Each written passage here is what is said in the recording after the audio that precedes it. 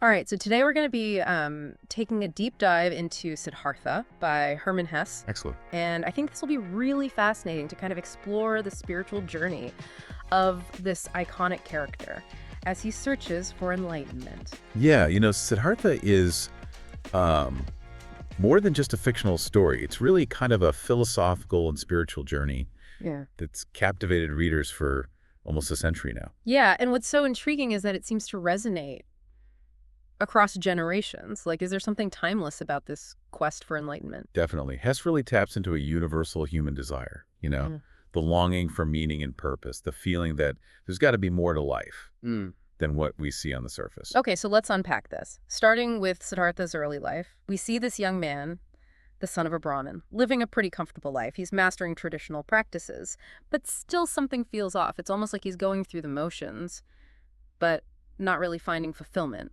What do you make of this initial discontent? It is fascinating, isn't it? Because he excels at meditation, chanting Om, even sensing the Atman, the universal self, the divine spark within. But he's still left with this nagging emptiness. He observes his father, a respected Brahmin, constantly seeking purification and wisdom. And he begins to question if knowledge alone leads to enlightenment. It's like he's aced all the spiritual basics, yet still feels like something's missing. Exactly. And this early disillusionment really sets the stage for his entire journey. He sees the limitations of the traditional path and starts to question the very rituals that he's mastered. He wonders what's the point of offerings? What's the true nature of creation? And his doubt even extends to the role of the gods. He's not just passively accepting what he's been taught. Right. There's a real intellectual curiosity there, a willingness to challenge the status quo. And that ultimately leads him to make a drastic decision. He leaves behind the comforts of home to join the Samanas, these wandering ascetics who live a life of extreme self-denial. That's quite a leap. I mean, Yeah. going from a privileged life to basically becoming a minimalist wanderer, was he simply running away from his problems? Or was there a deeper motivation behind this choice? That's a great question. And I think it gets to the heart of Siddhartha's yearning. He's not just seeking to escape discomfort. He's seeking truth. He wants to transcend the physical world, to conquer desire and pain. And the Samanas offer a path, albeit a very harsh one. So he throws himself into their practices, intense meditation, denying his physical needs, even pushing his mind to merge with nature. It sounds incredibly intense. Did he find what he was looking for in this extreme self-denial? He becomes incredibly disciplined. How? He learns to suppress desire, to withstand pain, even to momentarily experience the world through the senses of animals. Imagine feeling the hunger of a jackal or the lightness of a heron in flight. Wow, that's quite a visual. Yeah. But even with all this, he ultimately realizes that something's still missing. Yes, he achieves a certain level of mastery. He even earns the admiration of the other Samanas. But he confesses to Govinda, his devoted friend, that he could have learned the same lessons in a tavern, amidst the so-called wretched people. He comes to understand that true enlightenment can't be found by simply detaching from the world. So it's not about escaping life, but engaging with it in some way. Exactly.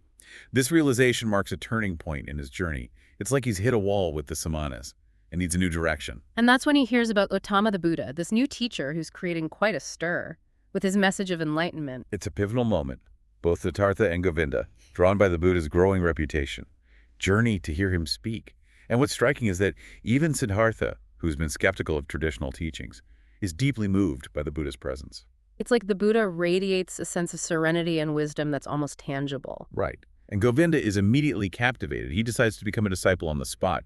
But Siddhartha, while acknowledging the Buddha's wisdom, politely refuses to follow. Wait, so he's rejecting the teachings of the Buddha. That seems like a bold move for someone who's been searching for enlightenment. It's a crucial point in understanding Siddhartha's path. He doesn't reject the Buddha's words as false or wrong, but he believes enlightenment cannot be attained through teachings alone. He sees the value of the Buddha's path, but intuitively knows it's not his path to follow. He needs to forge his own way. It's almost like he's realizing that true wisdom is not something you receive, but something you discover. Precisely. And this is where we see Siddhartha's true awakening begin. He sheds all his previous identities, Brahmin, Samana, student, and commits to experiencing life directly, becoming a student of his own being. It's almost like he's graduating from following external teachings to trusting his own inner compass. And this is where his earlier experiences become so crucial. He's learned discipline and mental focus from the Brahmins, self-denial from the Samanas. Now he combines that with a newfound appreciation for the sensual world, the beauty of nature, the things that he'd previously tried to deny. So instead of rejecting the world, he's embracing it, but with this newfound awareness and discipline. Exactly. He's not just diving in blindly. He's carefully observing, experiencing, and integrating everything into his understanding of himself and the universe. And this leads him to a totally different chapter in his life. He dives headfirst into the world of the senses. Right. He learns the art of love from Kamala, a skilled courtesan. He becomes a successful merchant, indulging in pleasures he'd previously shunned. Fine clothes, delicious food, even gambling. He's fully immersing himself in this new world, trying to understand it from the inside out. So did he find what he was looking for in this world of sensual pleasure and material success? Was this the answer to his longing for something more? That's where things get really interesting. So it sounds like he was really going for it, embracing a whole new way of life. But did he ultimately find fulfillment in these worldly pursuits? Initially, it's exhilarating for him. He thrives in this new environment, mastering the rules of the game and achieving material success. He's sharp, insightful, and enjoys the finer things in life. But over time, a sense of emptiness creeps in. He observes the people around him, their relentless pursuit of pleasure, their anxieties and petty dramas, and starts to see the futility of it all. It's like the allure of those external things started to fade as he got a closer look. Exactly. He realizes that even though he's good at playing the game, it's still just a game. And the things that used to bring him joy, deep thinking, meditation, connecting with his inner self, have been replaced by these fleeting desires and distractions. His inner voice, the one that had been guiding him all along, becomes dull and distant. That's a feeling I think many of us can relate to, getting caught up in the hustle and bustle of life and losing touch with what truly matters. So what happens to Siddhartha when he reaches this point? Does he just abandon this worldly life and go back to being a samana? He finds himself at a crossroads. He's tried the spiritual path, he's tried the worldly path, and neither has truly satisfied his longing for something more disillusioned and despairing. He's drawn back to the river, the same river he crossed years ago on his journey to hear the Buddha. Okay, now we're getting to the water metaphor. I'm sensing this is more than just a scenic detour. The river becomes a central symbol in this next phase of Siddhartha's journey. It represents the flow of life, the constant change, the interconnectedness of all things, and it's at this point, standing on the brink of despair, that he encounters Vasudeva the ferryman. This feels like a pivotal moment, almost like the universe is stepping in and offering him exactly what he needs. What is it about Vasudeva that makes him such a significant figure in Siddhartha's life? Vasudeva embodies a different kind of wisdom, a quiet, receptive presence that's very different from the teachings Siddhartha encountered before. He's not about doctrines or dogmas. He's about listening not just to words, but to the deeper currents of life, the voices of nature, the whispers of his own soul. It sounds a lot like what we now call mindfulness, being present in the moment, observing without judgment. You could say that, and it's through Vasudeva's guidance that Siddhartha learns to let go of his striving, his need to control and understand everything. He starts to embrace the flow of existence, the ebb and flow of life, much like the river itself. So it's less about seeking answers and more about simply being. Exactly. He learns to be fully present in each moment, to observe without judgment, to accept the cyclical nature of life without resistance. It's a profound shift from his earlier, more rigid approach to enlightenment. And this is where he starts to grasp the concept of timelessness, right? The interconnectedness of past, present, and future. Right, he realizes that all these different versions of himself, the Brahman, the Samana, the lover, the merchant, they're not separate entities, but part of a continuous flow, just like the river. He's no longer trapped in the illusion of linear time. It's like he's finally seeing the bigger picture, understanding that everything is connected, everything is part of this larger tapestry of existence. But then his son enters the picture, and that's when things get really complicated. This is where Siddhartha's newfound wisdom is put to the test. His son, born into privilege, struggles to adapt to the simplicity of his father's life. With Vasudeva, he's rebellious, ungrateful, even steals from them. It's a heartbreaking experience for Siddhartha, who's now confronting the challenges of fatherhood. And losing Kamala must have made things even more difficult. I can imagine wanting to protect his son from experiencing the same kind of pain and loss. He wants to shield his son from suffering, to guide him towards a path of enlightenment. But as any parent knows, sometimes the most loving thing to do is to let go. Vasudeva reminds Siddhartha that no one, not even his own son, can escape samsara, the cycle of suffering and rebirth. It's through these experiences, even the painful ones, that we grow and learn. It's a tough lesson for any parent to learn, accepting that our children have their own journeys, their own lessons to learn, even if it means making mistakes along the way. And ultimately, Siddhartha does have to let his son go, accepting that his son must find his own path, just as he did. It's a heart-wrenching experience for Siddhartha, but it deepens his understanding of the nature of love, loss, and attachment.